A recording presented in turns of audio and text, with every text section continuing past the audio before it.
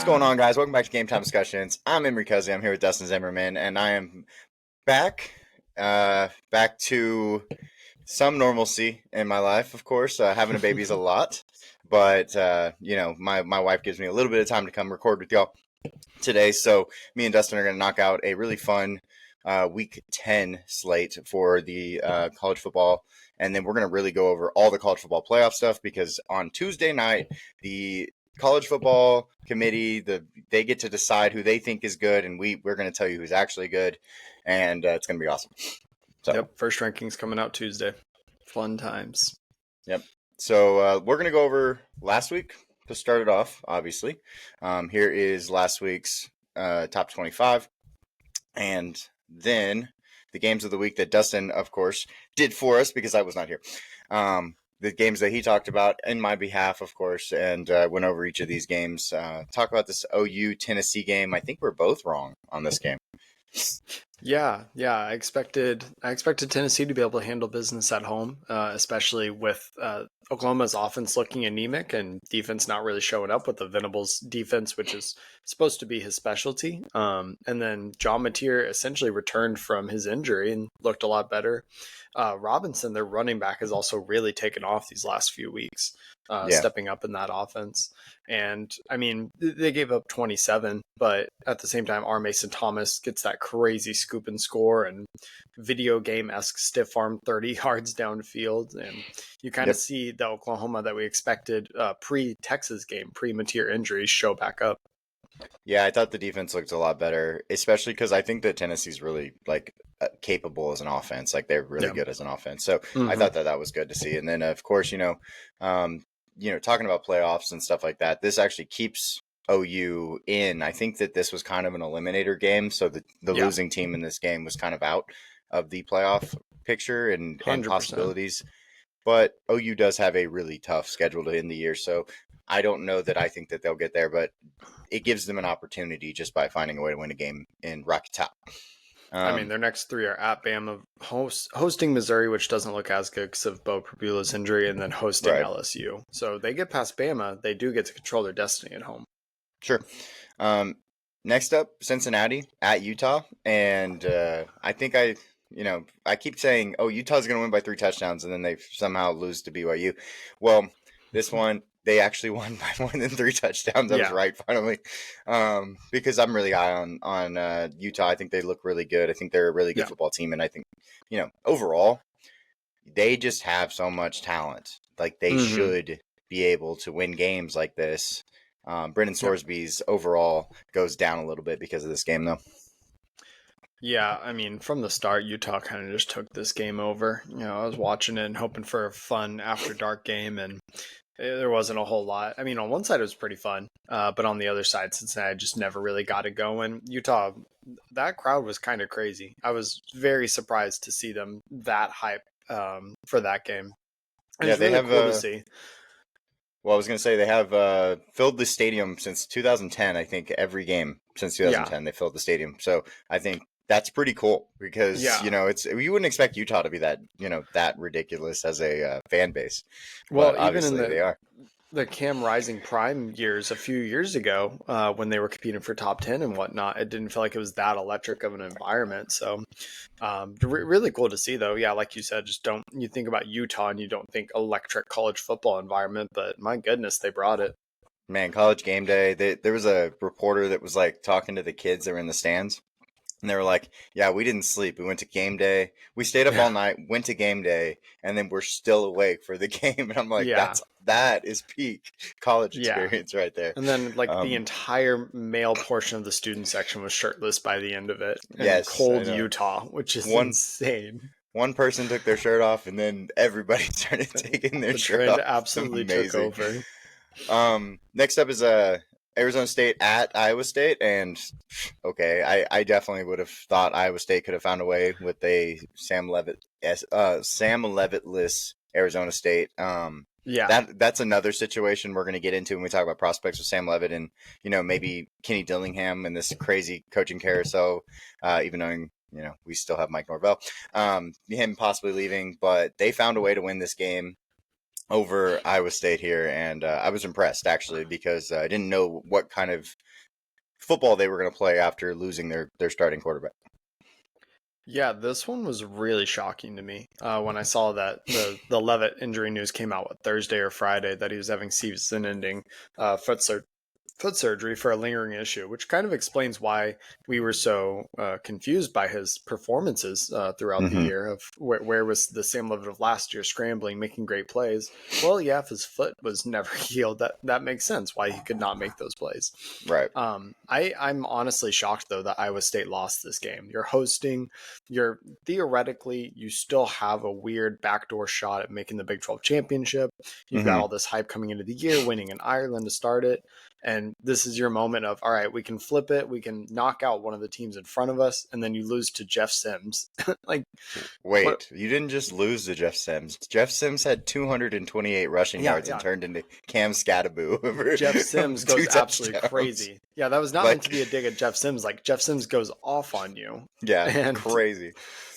You know, awesome for him to step up. And I'm still really high on Dillingham. We're probably going to do a bigger coaching carousel thing because there's so many openings. There's just too much time too much to go into. We don't have enough time to go into every possibility. Yeah. But I would not be surprised if, like you kind of hinted at, Dillingham leaves and Levitt follows somewhere. College Game Day hinted at this, but there's 8 openings at high level D1s, possibly more after this, but that's more than the last 2 years combined at this point in the year.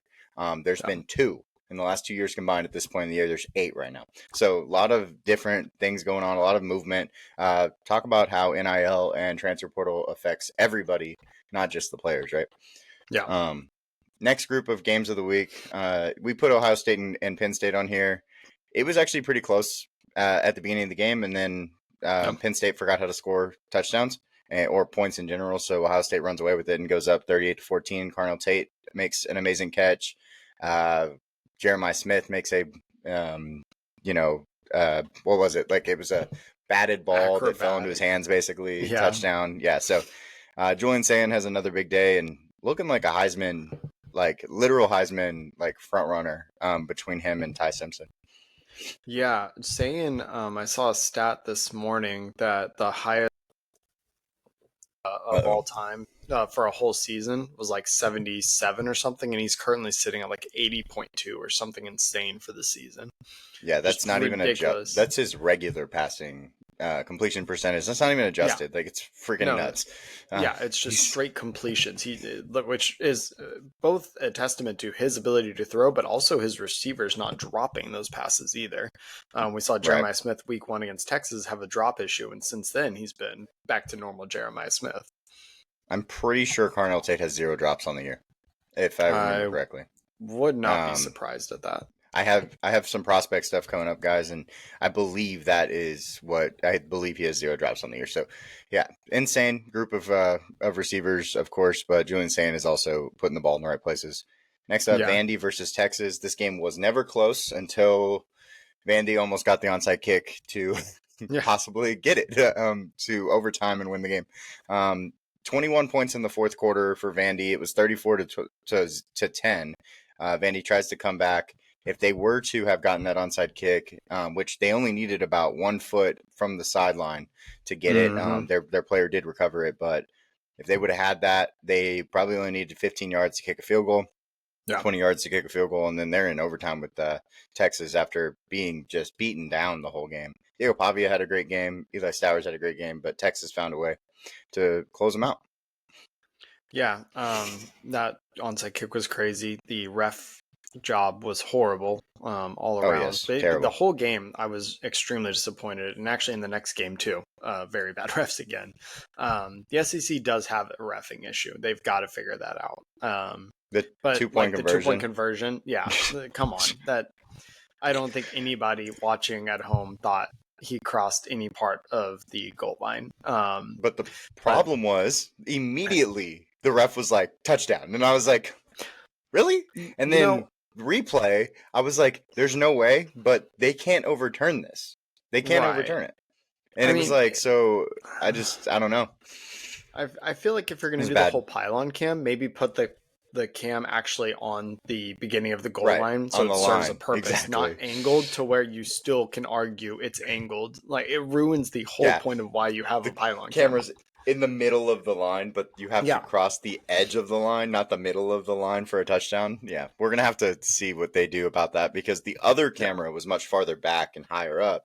But yeah. was that like down the line directly? Like that's another thing. So yeah, that was weird. But yes, Texas finds a way.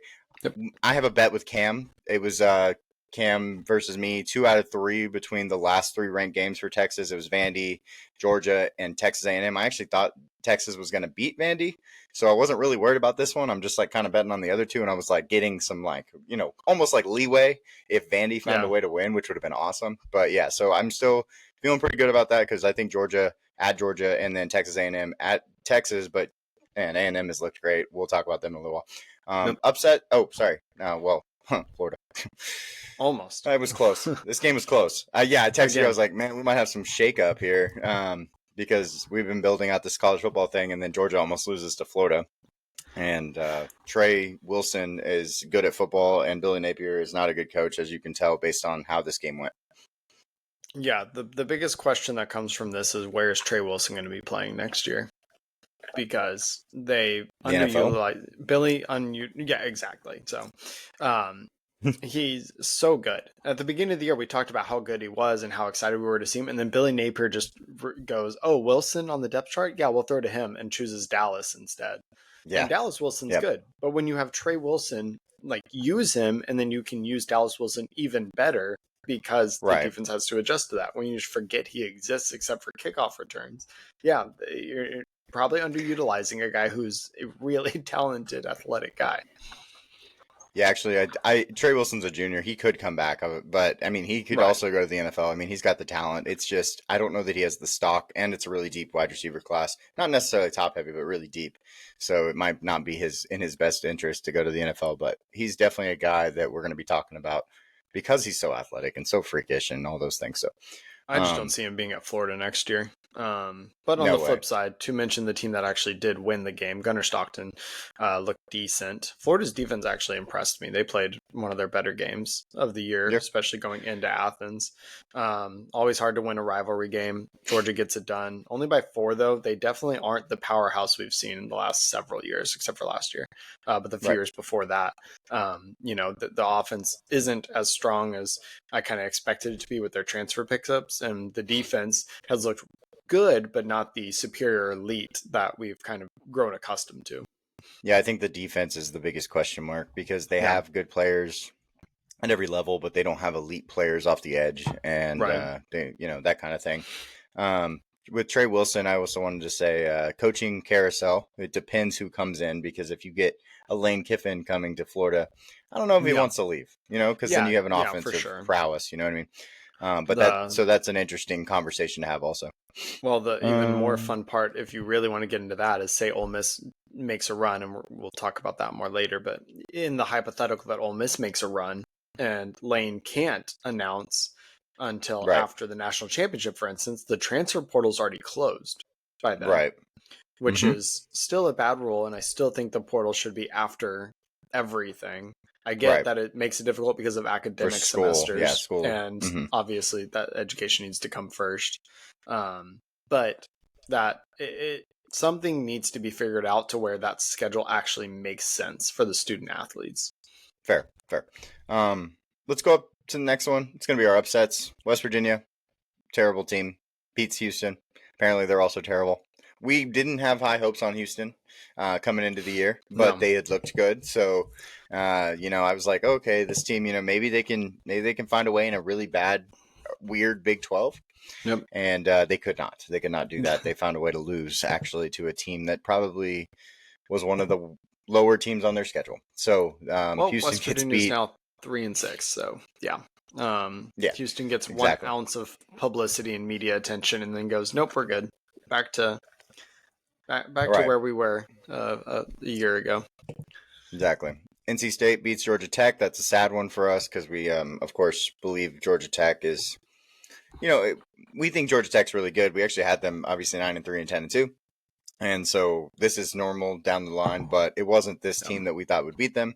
This hurts their playoff odds because if they go to the championship with one loss and lose it, it's a question mark because the ACC does not get as much love. So that's a big deal.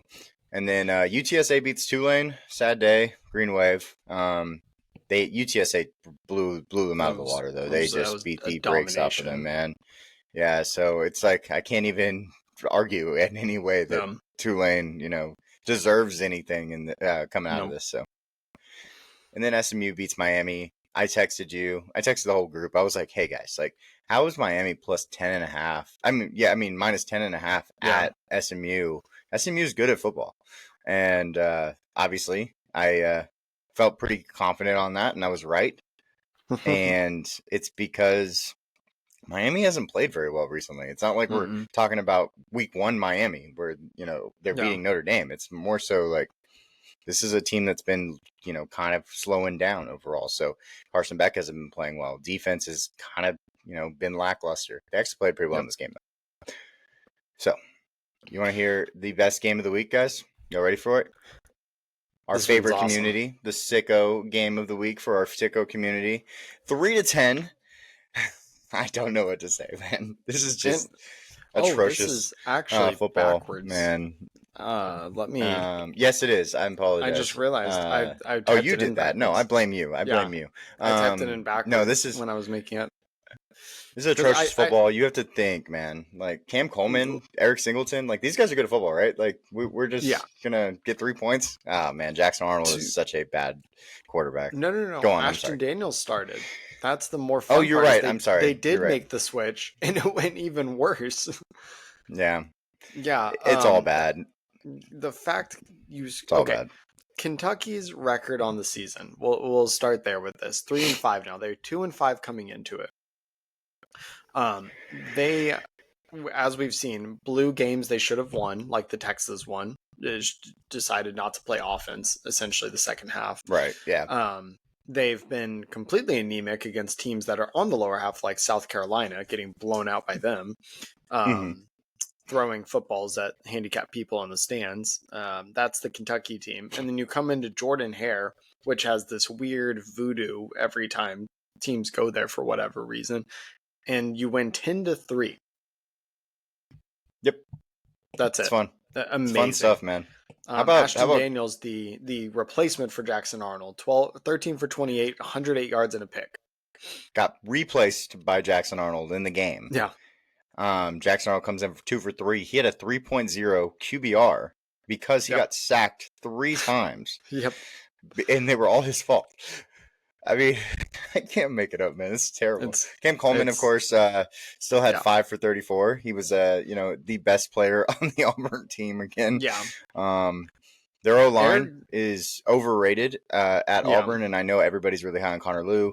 I'm not as high on that as Connor Lew, and Xavier Chaplin, I'm not as high on him. And, man, they did not play well, and I felt good about it. But, geez Louise, this is terrible. Look, this is awesome. There is no world where Eric Singleton should get 2 receptions for 12 yards. Agreed.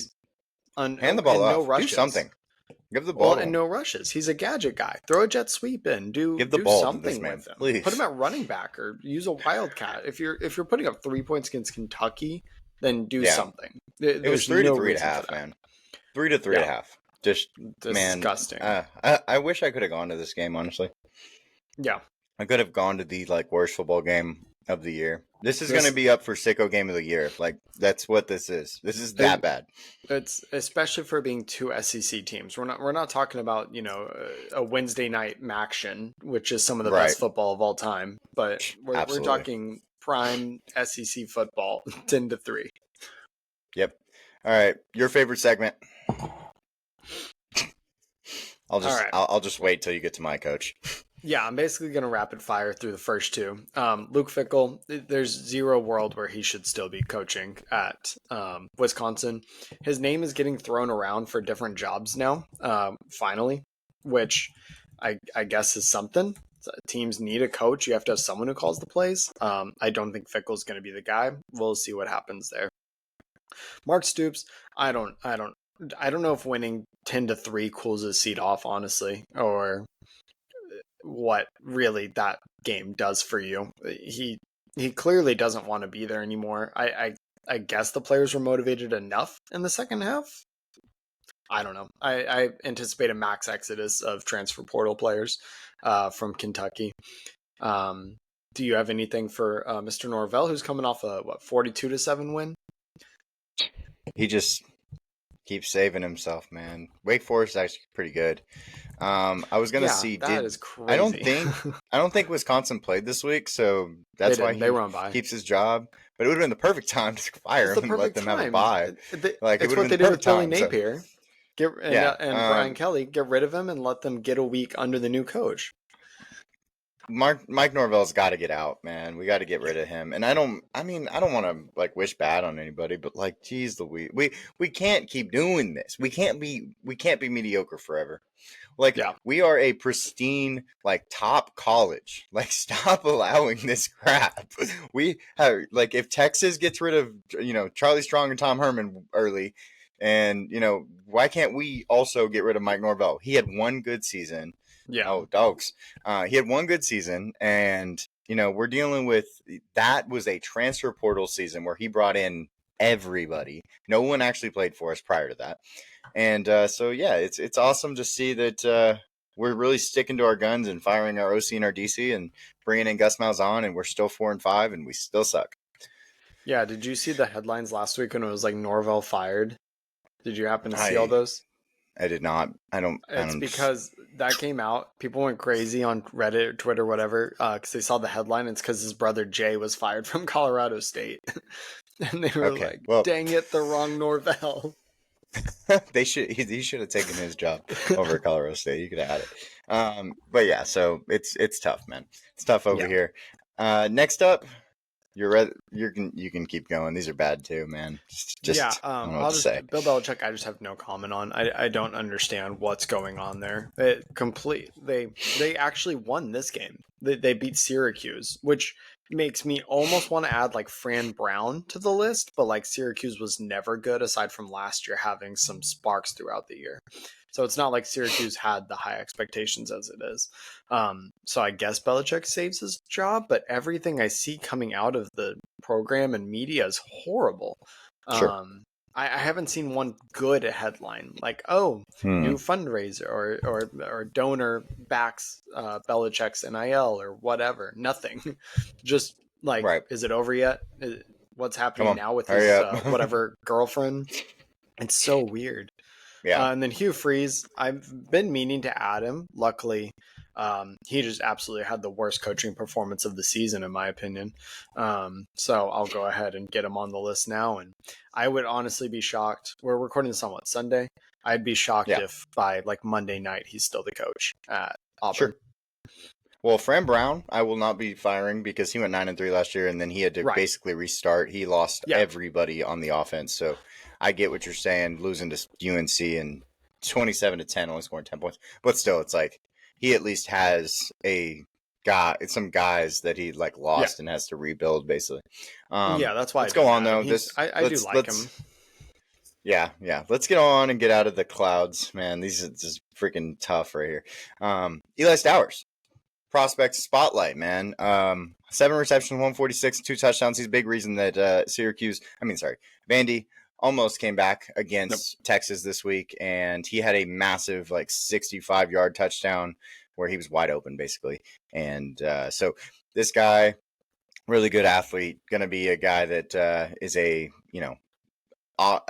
big slot receiver basically. He's not even a tight end. He doesn't block, but he's going to be, we see that with Aronde Gaskins right now. Mm-hmm. Was never that guy. Came into the league as a receiver basically, and the Chargers love him. So if he finds the right home, that's how it goes. It's all about fit. So this guy could find it. And just a reminder, he was a 4-star quarterback coming out of high school. Sat on A&M's depth chart, couldn't crack the top 3. I think he got to third once because we had that string of every quarterback we had getting injured every year. Dude, A&M quarterbacks, when they leave, are elite. Yeah. Well, and then this week, Wigman and Haynes King both lose. But yes. They were still good, though. They were still good on the stat lines. Very good. And then Stowers, of course, going to tight end and is now a top tight end prospect is crazy. Why not, right? Yeah. Neither Wegman or King are going to be NFL quarterbacks. Wegman No. has a chance, I guess, because he has the arm talent and stuff, but he just mentally doesn't have it. But we'll figure that out later on a different date. Yeah. Now we'll go to the next week. We're going to talk about our games of the week. First one is going to be on Friday night. You get a lovely game on Friday night. Going to be a ton of fun. This is good because if Memphis loses to Tulane will be 7-1 in the conference. They have a loss to Ole Miss, and then of course last week they get stomped by UTSA. Memphis, on the other hand, has one loss, but it was to USF earlier in the year where they gave up. No. They lost to sorry. UAB. They UAB beat USF. Yeah, a beat weird USF. comeback. Right. UAB is a 2 or 3 win team on the year. And so this is very impactful with the playoffs. It's more so impactful for Memphis because they're a one-loss team. Tulane, of course, losing last week kind of pushes them out of the opportunity to make it. But they could really spoil this. I know that we're picking these games. I'm going to let you go first. Yeah, so this one I actually have Memphis winning this one. I think Tulane coming off the loss to UTSA, and then I think there are too many rumors swirling with the head coach John Summerall. He's the betting favorite to be the new LSU coach next year, and I would not be surprised if I mean, obviously, you've got your guys are on Twitter, they're on Instagram, whatever. They're seeing the rumors, no matter how much they try to keep their cool and they're PR trained in interviews, and they go, "Oh, I'm not focused on that. I'm focused on practice or whatever." Like they know. And it's part of it. And I'm obviously I didn't play football, you did, but I'm assuming, that stuff being in the back of the mind, it's going to affect their motivation in game, their focus, their ability to give everything. Who knows? The unfortunate reality of the new era of how many of them are preparing for next year and potentially their new team next year, if he does leave and all that. And I think Memphis still having a much better shot at making the playoffs just gives them that extra motivation, which I think when you're talking about these group of 5 teams is a lot more important than when you're talking about like Ohio State versus Indiana, for instance. I don't think motivation is going to be the decider of that game. I think the coaching and just talent level in general is versus these. Like we saw, I think USF is better than Memphis, but I think Memphis got hot. They got the extra motivation. USF was maybe too high on themselves, and Memphis snuck out a comeback win. So, for purposes of our college football stuff, Memphis is going to win this game. I actually think Tulane will pull this out. And I understand what you're saying. It's actually a 7.5 point favorite to Memphis, so it's not like we're split. But obviously, I'm picking a big dog here. I just think I just like Tulane. I think that Memphis is kind of overrated as like a team overall, and they lose to UAB. I think Tulane can beat them. I have weird feelings towards Memphis, but they do win this game in our college football playoff stuff. Going over to the next stuff. Oh, sorry. You can say whatever you were going to say. It's cool. I was just going to say the Memphis one, the loss to UAB, that was their first game without Trent Dilfer as the head coach, which is A, just hilarious, but also B, weird things happen when coaches leave. Like we saw Florida almost upsetting Georgia. It's just one of those things. Now, does it hurt the resume? Obviously, but it just doesn't necessarily, for me, knock my opinion on their talent. Sure, that's fair. Next up, and I know that Iowa is not 14, but that's besides the point, Dustin. These were the rankings coming in because while we're filming, none of the new rankings, coaches, AP, college football playoff have been released. So I'm just going to take them all off. That way there's no confusion. So Oregon is going to beat Iowa. That's kind of where I go with this. Like Oregon's going to beat Iowa. Oregon's the better team. Defensively, they've been playing good. They had a bye week. They're coming off their bye, so I always love when teams get that opportunity. They gave up 7-10 in the last 2 games between Rutgers and Wisconsin. I was good. Don't get me wrong. They play good defense, but I think Oregon's a better team. Yeah, I've got no deviation from your thoughts. I think Oregon's offense is better than Iowa's offense. I think Oregon's defense is better than Iowa's defense. And I think Oregon is going to be able to, their defense will easily stop Iowa's offense. Iowa almost wins based off just absolute grit. And I think with a team as talented as Oregon, that's just not going to matter. Fair. BYU Tech. Tech wins by 3 touchdowns. Yeah. I'm going to go 1 touchdown because I think BYU, Okay. same thing, just very gritty defense. And Tech, we just have to see how Morton looks coming off, still recovering from injury. Might have been a little sped up due to Will Hammond tearing his ACL, the backup. So I'm just interested to see how that goes. I'm afraid of a Mateer situation, get rushed back before because you had to. And just how that affects the next few games. I do think Tech wins, but I think it's a little bit closer than that. I think Bear gets sacked 10 times. Damn near. I think Romello Height and David Bailey go and make the freshmen finally feel the wrath of a good defense. And that's why I think that it's a 3 touchdown game. I don't think it's close. That's fair. A&M versus at Missouri. Missouri loses this game because Bo Prabula is out. It would have been a lot closer. I don't think it's close, unfortunately, because of that. I think A&M is really good, obviously, but I also think that situationally, timing is everything when you play football games, and they get an opportunity to play a team with a backup quarterback, and they also play really good run defense. So, sorry, Ahmad Hardy. I'm going to be not taking you over this week. Yeah, Ahmad Hardy, Jamal Roberts, those are the 2 big fears I have going in this game. But that said, obviously A&M's going to key on the run when Missouri is on their 3rd string quarterback. Reminder, they lost their 2nd string in the first game of the year, Sam Horn, and then Prabula out for the year with a leg injury against Vanderbilt. And so I'm taking A&M by 2 touchdowns. Fair. And then LSU at Alabama. I've said it over and over. LSU is overrated, and they've shown it recently, which is good. I'm glad that they've actually decided to lose the games that I thought they would. They play another ranked team for the 3rd week in a row. At Alabama is impossible to play out right now. Give me Alabama. Actually, 3 touchdowns, maybe more. Yeah, Bama 3 touchdowns at least. Cool. Yeah, if the spread is anything less than, I don't know, anything less than minus 17, then I'm taking the Alabama spread. Fair. Absolutely fair. Okay. Next up is going to be Heisman Hopefuls. Julian Sand, we've kind of alluded to it. He's been playing amazing. Ty Simpson also been playing amazing. Fernando Mendoza is leading Indiana, and they're undefeated. Marcel Reed, undefeated.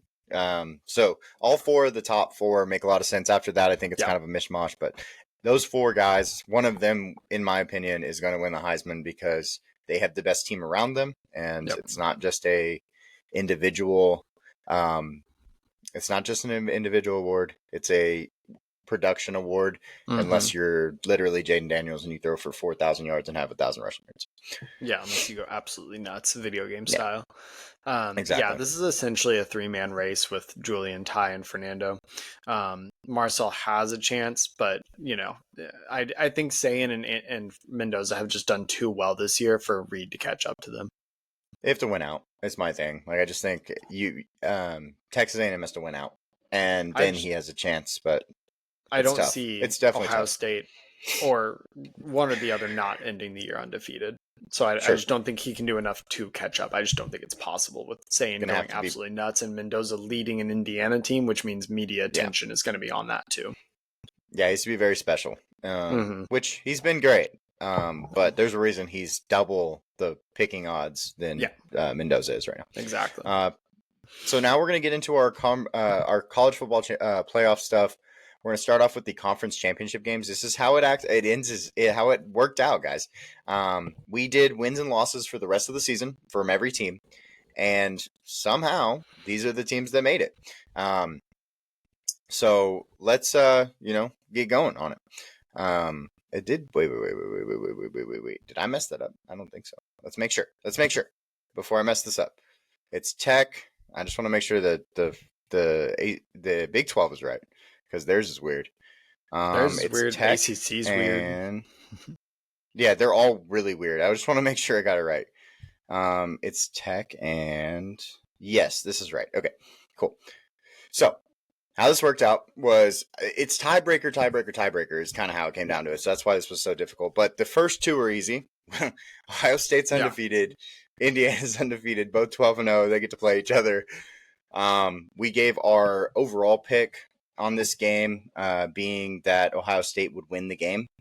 And, the biggest reasons are they just have been so good. And both teams have been so good. This is going to be such an awesome football game. It's going to really show us like what matters in football too. Like when you're talking about like picking teams as a committee, like the college football playoff is, because Indiana is dominating teams. They're beating them by 50, right? Mm-hmm. And Ohio State's not really doing that, but they're winning so convincingly, right? Yeah. So is that domination matter more to the college football playoffs committee when they do this on Tuesday, or is it Ohio State's? They're just consistently winning. They have the most wins in a row in football and all that stuff. So which one matters more? I'm going to expect it's the team that's been good consistently for the longest amount of time. And we're also picking Ohio State to win this game. I think that, at the end of the day, it's probably still a big brother, little brother thing because Indiana has not really been there. Right. Even knowing Kurt Cignetti has done some incredible things. Yeah. No, absolutely. Yeah, I just like Ohio State in this one. I think they're just too dominant on both sides of the ball. I think it's also one of those situations Ryan Day's been doing this long enough with that team where he doesn't feel the need to get blowout wins. So sometimes their wins don't look as big scoreboard wise as they necessarily need to be. Versus Cignetti's just a very aggressive coach. If he wants to win by 40 and he's up 30 with 2 minutes left, he's going to push and try to win by 40. And that's just his style, which is fine. There's not necessarily one that's better or worse for the sakes of this conversation. But I just think talent-wise, Ohio State's too good. Yeah. I made a tweet the other day just saying, it was talking about Arvell Reese, but it's like, Ohio State got better. They're better than they were last year. That's insane to me. With the transfer freshman quarterback and replacing the defense. Everything. Yeah, the whole team basically, and they're better. Just an absolutely great job by Ryan Day and that coaching staff, and that's why they continue. All right, going on to the next one. We're gonna do Cincinnati and Tech. I know I had BYU up there, but we switched it because Cincinnati is actually the team that's supposed to be on there. Both of these teams go 8-1 in conference, 11-1 for Tech overall, and Cincinnati losing to Utah last night.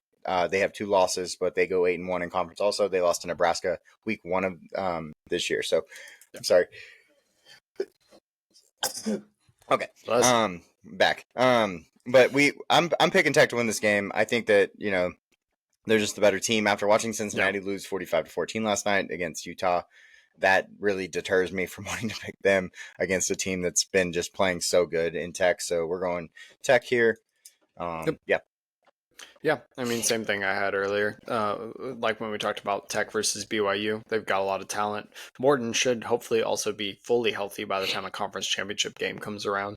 So I don't have any reason to pick against Tech. I think they will handle business against Cincinnati, who got dominated, like you said, by Utah. Sure. And then Texas A&M versus Alabama. Texas A&M is undefeated going into this game, and Alabama is a 1-loss team. Losing to Florida State week 1, so they have no SEC losses, which is good.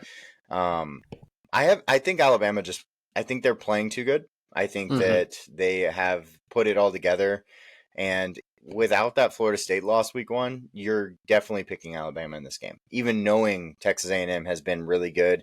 They're going to have Le'Veon Moss back, and they're not going to be, the O-line's been good. Everybody's been good on A&M. Don't get me wrong.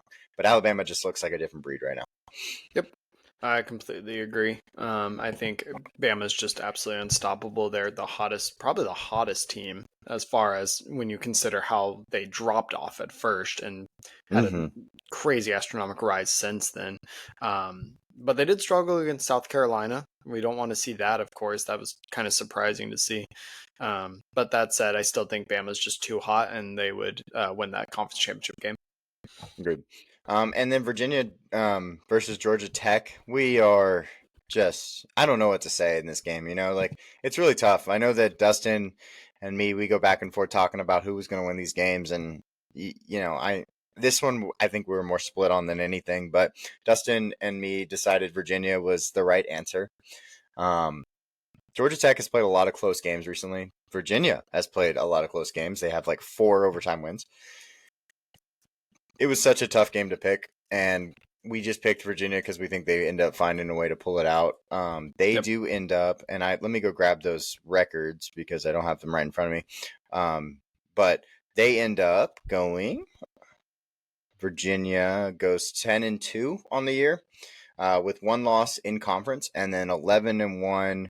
And then 10-2. Georgia Tech, 8-1 in conference. There is another ACC school that is going to go 11-1, but they lose a tiebreaker because Louisville had lost to Virginia earlier in the year in one of those overtime losses, so they don't make it into this conference championship game. But yeah, so we are very sad about this, but Georgia Tech loses to not only Virginia, but also Georgia to end out their year. And heartbreaking, but they do not make our college football playoff. They do Sad not. day. Nope. So let's go over to our first 4 out because we want to be very transparent. These are guys, the teams that, are really close, basically, and could absolutely make it in just depending on how they judge and vote when it comes to the college football playoff committee. Utah, who is just red hot right now and a lot of fun, they went out on our board. They beat Cincinnati last night. Then they go to they beat Baylor, Kansas State, and Kansas, going 10-2, one of the hottest teams, and they just fall out at 13. Really sad day, of course. Oregon also has wins 3 games: Iowa, Minnesota, USC, but we actually have them losing to Washington. I think that at Washington, that game is going to be one of the games that's like, pencil that game is so important for the college football playoff because I think Washington is going to end up 10-2 also. Yep. Based on their record, based on their remaining schedule: Wisconsin, Purdue, UCLA, and if they beat Oregon, they would be 10-2. And that's not impossible if you've watched that Washington team. So, yep, 13-14 there. I cannot believe that. How underrated Washington is. They're not even ranked yet. Yeah, it's crazy. The Miami Hurricanes, Carson Beck and Ruben Bain find a way to get to 10 wins, but at the same time, they lose to SMU. They've lost 2 games. They do not make a conference championship game, and because of that, they fall out. Just doing a little bit, not enough to warrant it. They do lose to Louisville, like we talked about. And then they also lose to SMU, who they were underrated against, or who SMU was underrated against at home, which was crazy. So they do not make it. And then BYU, who actually won the Holy War versus Utah earlier in the year, but we are ranking them much farther down because they are going to lose 2 of their last 4. So it's all about trends, and 2 of their last 4, Texas Tech beating them and Cincinnati beating them, they are 16 for us. Yep. Cool. Yeah, the Utah one hurts because I was saying, we were talking about it yesterday, and I was saying how I want Utah to be in the top 12 just because of how fun they've been over the last several weeks since the Holy War, really. And then Oregon just feels weird to not have in the top 12, but with I mean, we talked about it. We have Washington winning that game, and Oregon there's not room at that point. Miami, I love seeing them outside the top 12, so leave it at that. And then BYU, yeah, they just feel like that's just the right spot for them. I just don't think they're good enough to be in the playoff. I don't think they're bad by any means, but I don't think they're good enough to be in the top 12. Fair enough. Okay, so now we are going to be revealing our top 12. First up, James Madison. Dustin's Cinderella team that he said at the beginning of the year, and yada, yada, yada. I don't want to hear it. Called it. They only lost 1 game this year. It was to Louisville. Louisville in our projections will be 11-1. Obviously not a bad loss if you really look at it like that. And they win the Sun Belts. They outlast the American teams, included, of course. Let me go make sure I got this. The teams that made it in the American were Memphis and USF. We said that USF was going to beat Memphis the second time around. USF has 2 losses.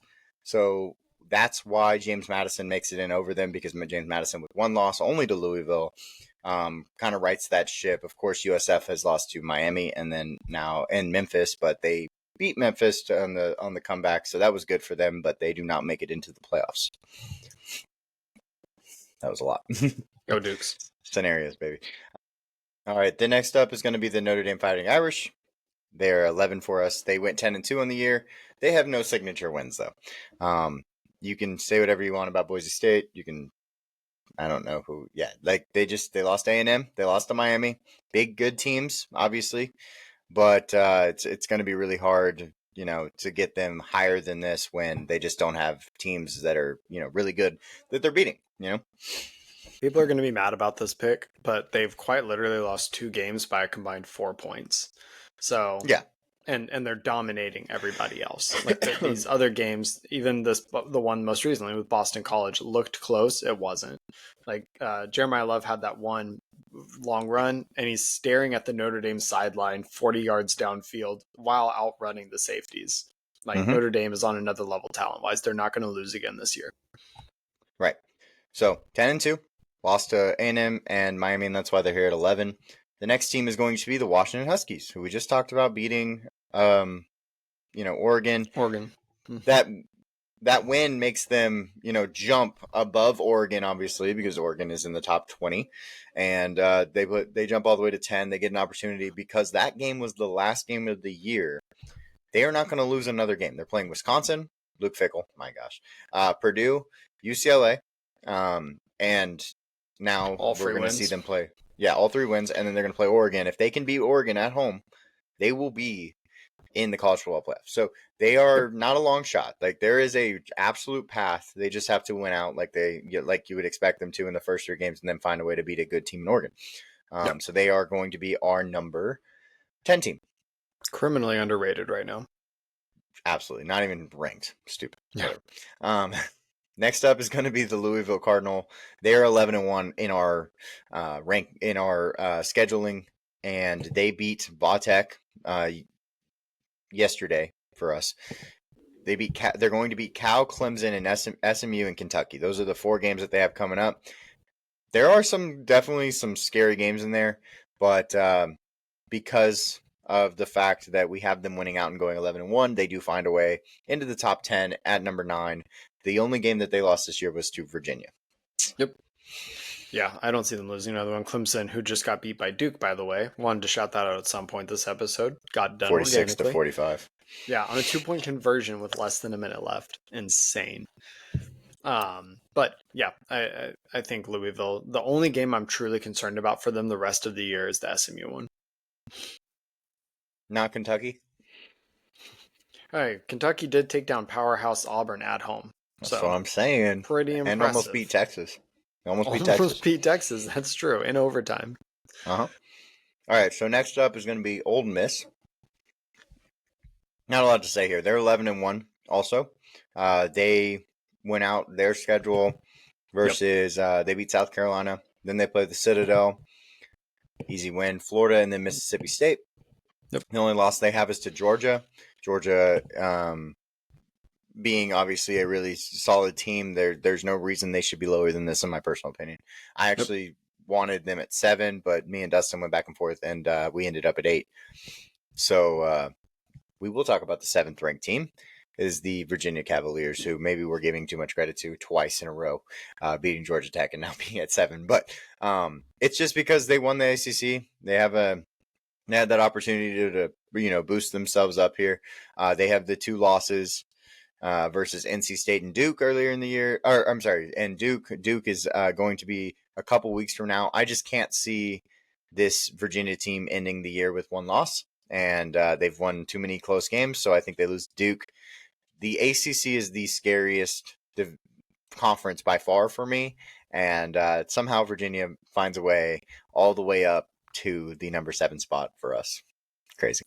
To be clear, I do not have Virginia losing to Duke. I have them winning out the rest of the year and then ending up in 7. And that's why I have them at 7 and not 8. Yeah, but there's no way they went out. Man. Their remaining schedule says they went out. They beat Cal. They have Wake Forest, Duke, and Virginia Tech. Wake Forest and Virginia Tech are free wins. Duke should be a free win. No, it's not free. Stop. Okay, whatever. We'll see.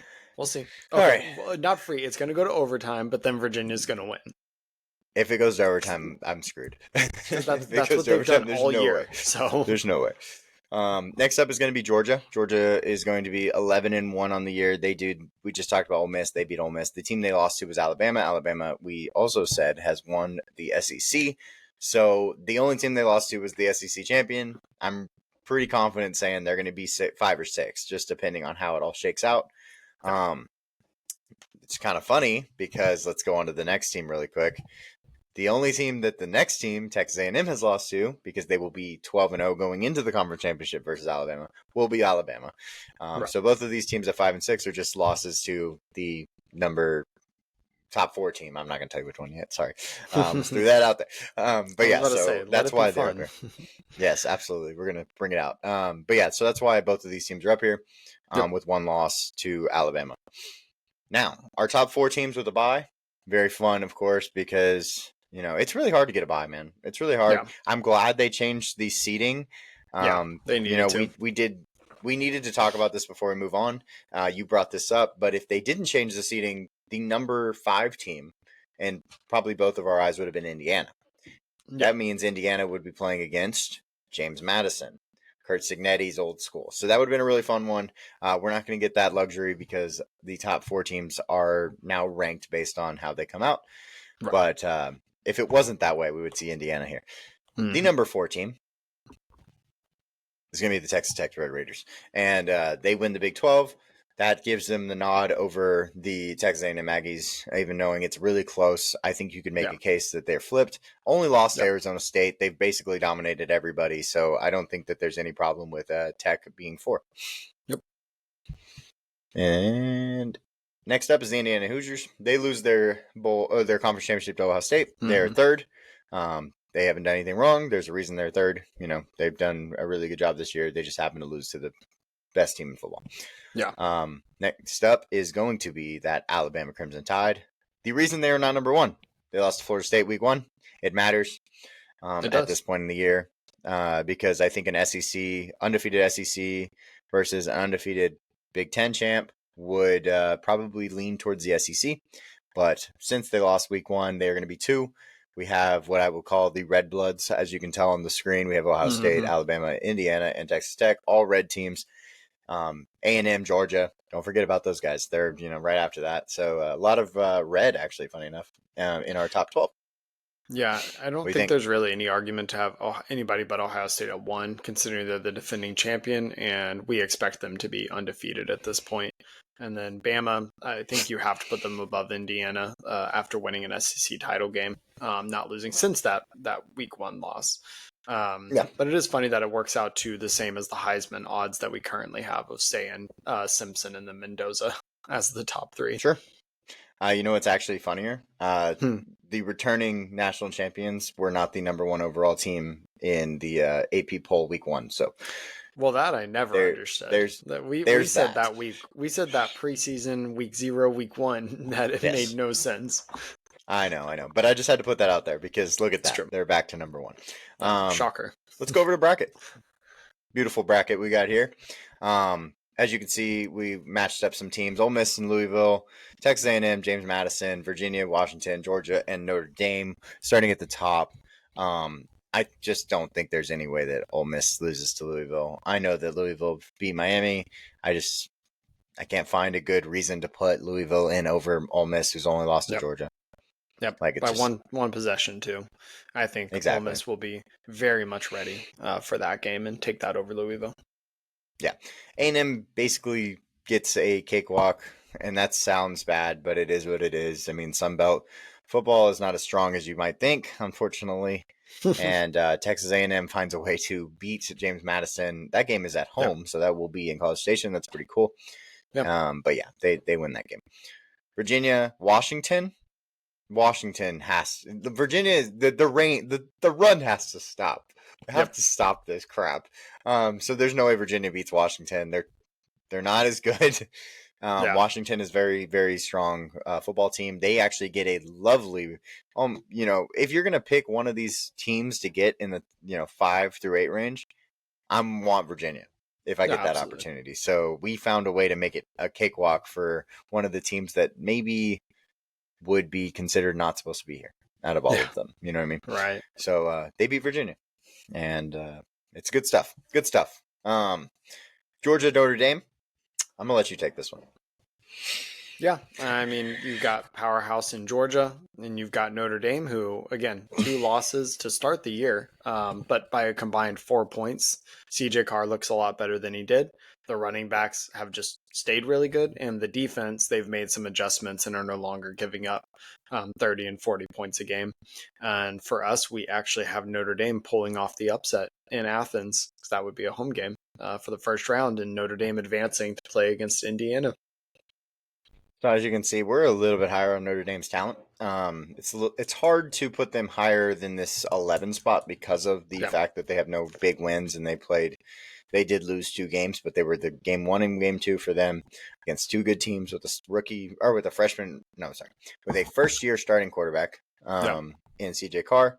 So giving them an opportunity to run the table, play all year, get better, and then they get to play Georgia in round 1. And they find a way. So this is our round 2 of the bracket. At the top, you have Ohio State, Ole Miss. I'm sorry, but this is Lane Kiffin's last game. He's going to go find his job, new job. If it is still at Ole Miss, fine. If he's going to go to LSU or Florida, whatever. But he's definitely not going to be playing after this week, because I will tell you what, that Ohio State team, their defense is so good. Their offense has been clicking. I don't think Ole Miss has enough talent to play with them, basically, at this point. The funnest or funniest, maybe, part of this is the quarterfinals, which is the round we're talking about now, are on December 31st and January 1st, and the transfer portal opens January 2nd. Perfect. Why not? So if Kiffin does have that planned, he actually can pull it off and go to Florida or LSU or wherever and still get full transfer opportunity. Players. Take Austin Simmons and get the new ones and keep players from transferring out. Crazy. Okay, well, Lane Kiffin might be a big name next year, to say the least. Texas Tech versus A&M. This game is actually really close. I actually really like this game, but I just think the just insane ability to run the ball that A&M has, and I've seen holes for Tech. I haven't really seen any holes for A&M as much. Like, I know that, you talk about the Notre Dame game. They probably shouldn't have won that game based on, the calls, but it is what it is. They did win that game, but Notre Dame is very good, obviously, at football. I've seen the holes for Tech. I think that at times they can have some lackluster plays offensively. Defensively, they're very good, though. So I'm on the train that A&M finds a way to win this game. Yep. That is where I am at as well. I think they are too good on third down. They can play the pass. They can play the rush. They give up a touchdown or a long drive for the first drive of the game and then make adjustments. And I don't know that I have a team that I'm higher on their halftime adjustment ability than A&M right now. Because every game where they've looked, they might lose this one, they're wavering, like LSU, they come out after halftime and go 35-0 in the first 12 minutes or 20 minutes of the second half. So I think A&M just wins basically with a knockout punch in that one, though. We're talking a 3-point, 1-possession game. No, it's very close game. Very close. That game is going to be so much fun. Yeah. And I wonder where they play it, funny enough. Is that a Cotton Bowl game? I don't know who has the rights to the quarterfinals this year. So yeah, we'll have to figure that out, because the southern, it might be New Orleans, it might be the Sugar Bowl or something. But that game is going to be a great game, because there's going to be fans on both sides just getting after each other. A lot of people that know each other from in Texas that will get after it. Cotton Bowl is one of the quarterfinals this year, so it is possible. Perfect. Okay, that's a great spot. You might be there. If that happened, I would make a trip to Dallas. Sure. Right. Absolutely. The next game is Alabama versus Washington. Okay. Cinderella, Washington, run-ins. Alabama is just too good at football right now. They are playing lights out offensively, defensively too. We've talked about them a lot. They're just stacked. And so they're just going to win this game. Yep. Yeah, there's not a ton of analysis here. I think Bama is just too good. I think Jed Fish is a really good coach. I'd be a little surprised, but watch out for him in the coaching carousel. He basically just took over Kalen DeBoer's job when he left for Bama, He did well at Arizona. He's now doing well at Washington. He's got to lose some guys this year going into next year. He might be in a prime spot as a riser in that area. Well, Jamal Williams will be back, so if he wants to move on, he might try to take him too. That's a guy that you have to Basically kind of put in a Dillingham-Levitt situation. Exactly. Indiana Notre Dame. This is a awesome game because not only is Texas Tech and Texas A&M in the same state, Notre Dame, Indiana is in the same state. In Indiana, obviously, and that game is going to be a lot of fun because I think there's some like rivalry there for teams that don't normally play each other, I guess, if that makes sense. Like, they don't normally go after each other, but when they get a chance, I feel like there's probably some rivalry because those are two really big schools in that state. Yeah. I'm expecting some insane fireworks, but Indiana probably wins it by a touchdown, maybe 10 points, because they're just the better team. Yep. Better coach. I think it'd be one possession. Crazy enough. Probably 7 points. But yeah, I think Indiana is just more complete, and Mendoza's seniority is going to be more important than CJ Carr's development. Sure. Absolutely. Next up, A&M versus Ohio State. Look, it is what it is. Ohio State's just the better team. A&M unfortunately has to run into both Alabama and Ohio State in the last 4 games of their season. Those are the two best teams in football right now, in my opinion. And I just don't see a good path that says A&M wins this game. That's my biggest problem with this. Like, I just don't know how they would win this game. They get probably dominated in a lot of ways here. I don't think that it'd necessarily be dominated. I think Ohio State has A&M's best thing they do is get people behind the sticks on a 3rd and long. Like, there was a big graphic I saw. They have they force almost the most 3rd and longs in the country. And then their efficiency on 3rd and long is insanely good, by far the best in the country. But I think Ohio State's just too good. Their play calling is too good. Hartline's a good enough coordinator that they don't get in that situation enough for it to affect them.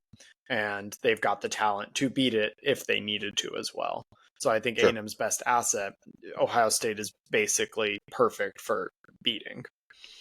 Yeah. Well, I also think, the individual games that you talk about, I'm excited to see in this game, like a Cassius Howell going up against their tackles. It's just, I have a hard time seeing a world where Ohio State loses this game to A&M when they're firing on all cylinders, basically. Yeah, that's the 100%. Alabama, Indiana. This is a fun game. This is a close game. This is a lot harder. Actually, I think this game is way closer than that A&M Ohio State game, personally. Just two teams that have basically dominated all year, except for one hiccup by Alabama in the first week of the year. And Alabama probably pulls this off, but I would not be surprised if Indiana, does what they did to Oregon, basically, and just show that they are a very talented team. They can throw the ball outside the numbers.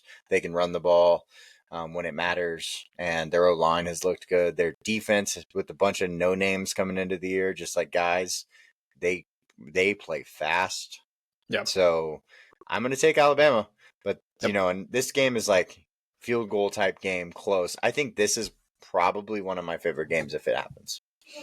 Yeah, I kind of see this game as one where Indiana goes up early, but then Alabama basically claws back and makes a big stand and gets one final score to take the win. And that's how they advance. It's how football. I mean, this is great football right here. Probably cold weather, like football between these two teams is just going to be so much fun to watch. But with that being said, we have Ohio State and Alabama making it. I have a hard time thinking Ohio State doesn't win the Natty. They are just so complete everywhere. Top to bottom, just the team is just so complete. So I know we picked Clemson originally to win this, and we've come a long way. Come a long, long way to remembering how good Ohio State really is at football. Yep. And we downplayed them probably a little bit because of the new players and stuff, and it just does not matter. Ryan Day and his team, they just keep churning new players in and out. Julian Sayin, of course, but then bring in freshman Bo Jackson. You have Carnell Tate, who was number 3 last year and just takes off. Max Clare comes in. He's good. They move a guard to tackle. He's one of the best tackles in football right now. Like, doesn't matter. D-line, they'll replace the whole thing. Who cares? Caden Curry, bring it on. Bring Caden Curry in. Why not? Caden McDonald, like that. It does not matter. This team is too good. And I haven't even talked about their best players. I haven't even talked about their best players. You know, I haven't even said Jeremiah Smith's name. I haven't even said Arvell Reese's name. I haven't said Caleb Downs' name. It doesn't matter. This team's the best team in football. I have no arguments with that. Ohio State is looking like an absolute unit. On top of being deep on the depth chart, then they also have the top players in the country at various positions. It's almost unfair. And like and number what makes 1 it worse players. Is Jeremiah Smith is coming back. Julian Sayan's coming back. Because they have to. Bo Smith Jackson would have been gone last year back. if able to. Yeah, right. Bo Jackson will be back. Yeah, Bo Jackson will be back. Yeah. So get used to it. And they could graduate their whole team and just reload. Who cares? Yeah. They could win a natty last year and then go 16-0 this year. Who cares? It doesn't matter. Maybe Ohio State loses to Michigan at the end of the year, and the boosters and fans run off. Ryan Day, and college football is saved from this absolute dynasty workhorse that is Ohio State. Unfortunately, I don't trust that in the slightest. I don't either. Beginning of the year, I thought it was possible. At this point, definitely not. Yeah, I don't even remember. I think I had him losing to Penn State. What a joke. Yeah, you had him losing to Penn State. I had him losing to Michigan. What a joke. I'm terrible. Let's stop sharing. We appreciate y'all hanging out with us. First day back on the job. It was a fun one. We had some technical difficulties and we changed things up and we figured it out. Who cares? This is always fun to do college football playoff stuff. I'm going to be doing stock up, stock down, prospect stuff. Dustin and me are going to continue doing this. Cam and me are going to do Thursday Night Football. I'm going to stop doing live streams and, the other main stuff because I just don't have that much time, unfortunately. But it is what it is. Sure. But it's a good time, and I appreciate y'all hanging out with us and being around and watching this video. Yeah, absolutely. Thank y'all very much. Like, comment, and subscribe, of course. We're being more active on social media like Twitter and whatnot too. So always feel free to mention Discord. us, or if there's any tweets, or we'll be in the replies, and Emery's doing a great job tweeting stuff out too. And then with college basketball coming up, I'm not going to be doing videos on it, but I will be active just in conversation if anyone is interested in Discord, conversation, Twitter, all that kind of stuff. Yep, absolutely. But we appreciate y'all hanging out with us, and see you on the next one. Thank y'all very much.